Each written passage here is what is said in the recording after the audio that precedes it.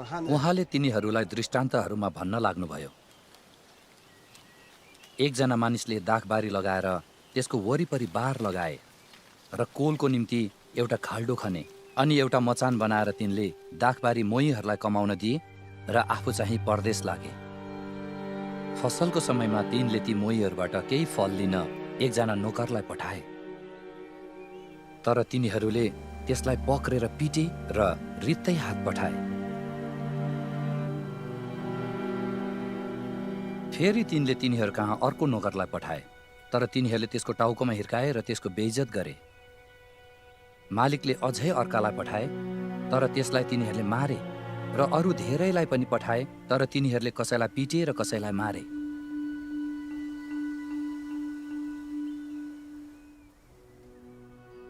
तिनको अब एकजना थियो, तिनका प्रिय पुत्र। तिनीहरूले मेरा छोरालाई त आदर गर्लान् भनेर सबैभन्दा पछि तिनले उनीलाई तिनीहरू कहाँ पठाए। तर ती मोहीहरूले आपसमा भने, यो त उत्तराधिकारी हो, आओ हामी यसलाई मारौँ र हक हाम्रो नै हुनेछ। अनि तिनीहरूले उनलाई पक्रेर मारे र दाखबारीको बाहिर फ्याँकिदिए। तब दाखबारीका मालिकले के गर्नेछन्? तिनी आउनेछन् र ती मोहीहरूलाई नाश गर्नेछन् र दाखबारी अरूहरूलाई दिनेछन्।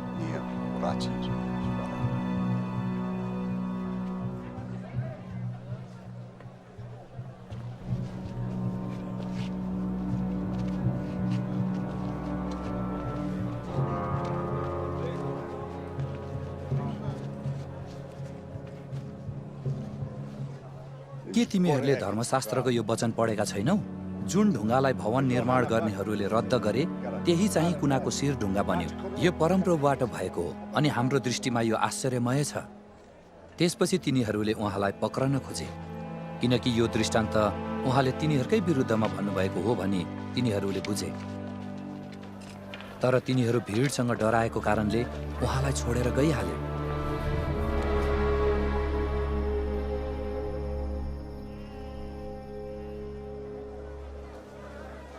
पछिबाट उहाँलाई कुरामा फसाउन भनेर तिनीहरूले फरिसीहरू र हेरोदीहरूमध्येका कोही व्यक्तिहरूलाई उहाँ कहाँ पठाए। तिनीहरू आएर उहाँलाई भने, गुरुज्यू, हामी जान्दछौँ तपाईँ साँचो हुनुहुन्छ र कसैको वास्ता गर्नुहुन्न, किनकि तपाईँ मुख हेरेर काम गर्नुहुन्न, तर परमेश्वरको मार्ग साँचो रीतिले सिकाउनुहुन्छ। भन्नुहोस्, कैसरलाई कर तिर्नु न्यायसङ्गत छ कि छैन? हामी कर तिरौँ कि नतिरौँ? येशूले तिनीहरूको कपटीपना थाहा पाएर तिनीहरूलाई भन्नुभयो, तिमीहरू किन मलाई परीक्षा गर्दछौ? एउटा दिनार ल्याएर देखाओ। तिनीहरूले एउटा सिक्का ल्याए। उहाँले तिनीहरूलाई भन्नुभयो, यो तस्बिर र छाप कसको हो? तिनीहरूले उहाँलाई भने, कैसरको। तब येशूले तिनीहरूलाई भन्नुभयो, कैसरका चिजहरू कैसरलाई देऊ र परमेश्वरका चिजहरू परमेश्वरलाई। तिनीहरूले उहाँसँग अचम्म माने।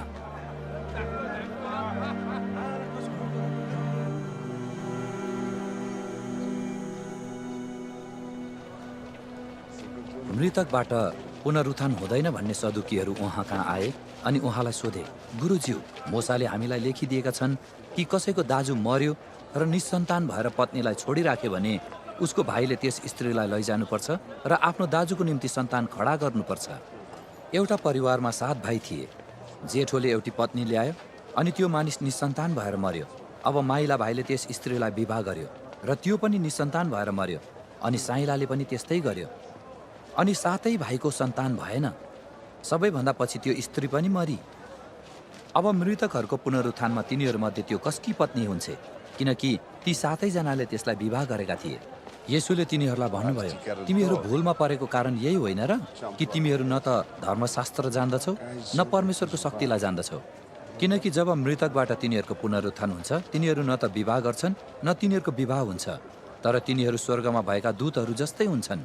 मृतकहरू जीवित भई उठ्ने कुराको विषयमा के तिमीहरूले मोसाको पुस्तकमा पढेका छैनौ?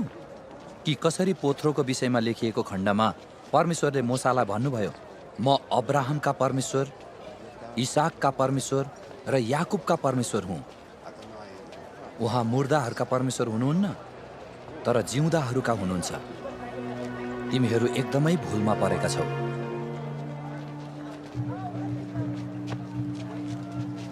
शास्त्रीहरूमध्ये एकजना आए र तिनीहरूलाई आपसमा विवाद गरिरहेका सुने। येशूले मानिसहरूलाई ठिक जवाफ दिनुभएको देखेर तिनले उहाँलाई सोधे, सबै आज्ञाहरूमा मुख्य चाहिँ कुन हो? येशूले जवाफ दिनुभयो, सबैभन्दा मुख्य चाहिँ यो हो, हे इजरायल सुन, परमप्रभु हाम्रा परमेश्वर एउटै परमप्रभु हुनुहुन्छ। तैले परमप्रभु आफ्ना परमेश्वरलाई तेरो सारा हृदयले, तेरो सारा प्राणले, तेरो सारा समझले र तेरो सारा शक्तिले प्रेम गर। दोस्रो चाहिँ यो हो, तैले आफ्नो छिमेकीलाई आफूलाई जस्तै प्रेम गर। यो भन्दा ठुलो आज्ञा अर्को छैन। त्यस शास्त्रीले उहाँलाई भने, गुरुज्यू, तपाईँले ठिक भन्नुभयो, परमेश्वर एउटै हुनुहुन्छ, उहाँ बाहेक अर्को कोही छैन। उहाँलाई सारा हृदयले, सारा समझले, सारा शक्तिले प्रेम गर्नु र छिमेकीलाई आफूलाई जस्तै प्रेम गर्नु सबै होम बलि र बलिदानहरूभन्दा उत्तम हो। तिनले बुद्धिमानी साथ जवाफ दिएका देखेर येशूले तिनलाई भन्नुभयो, तिमी परमेश्वरको राज्यदेखि टाढा छैनौ। त्यस समयदेखि उहाँलाई प्रश्न गर्ने कसैको साहस भएन।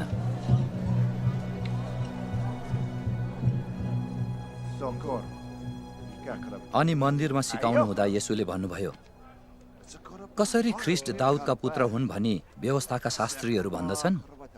किनकि दाउद आफैले पवित्र आत्माद्वारा भनेका छन्, परमप्रभुले मेरा प्रभुलाई भन्नुभयो, तिमी मेरो दाहिनेपट्टि बस, जबसम्म म तिम्रा शत्रुहरूलाई तिम्रा खुट्टाका पैताला मुनि राख्दिन।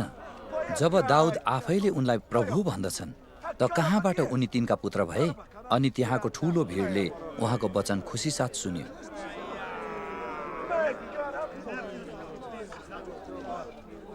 तब शिक्षा दिनुहुँदा येशूले भन्नुभयो, शास्त्रीहरूदेखि होशियार रहो। तिनीहरू लामो वस्त्र लाएर यताउता डुल्न र बजारहरूमा अभिवादन पाउन तथा सभाघरहरूमा प्रमुख स्थान र भोजहरूमा आदरको स्थान पाउन रुचाउँछन्। तिनीहरू विधवाहरूका घर लुट्छन् र लोकाचारको लागि लामो लामो प्रार्थना गर्दछन्। यस्ता मानिसहरूले अझ बढी दण्ड पाउनेछन्।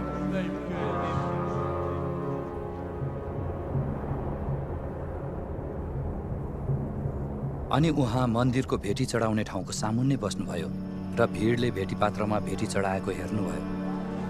धेरै धनी मानिसहरूले ठुला ठुला रकम चढाए।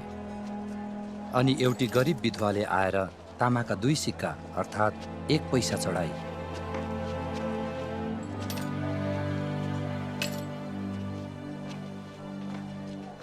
आफ्ना चेलाहरूलाई आफू कहाँ बोलाएर उहाँले तिनीहरूलाई भन्नुभयो, साँच्चै म तिमीहरूलाई भन्दछु, भेटीपात्रमा चढाउनेहरूमध्ये यस गरिब विधवाले सबैभन्दा बढी चढाई, किनभने सबैले आफ्नो प्रशस्तताबाट चढाए, तर यस स्त्रीले चाहिँ आफ्नो दरिद्रताबाट आफ्नो सारा जीविका नै अर्पण गरी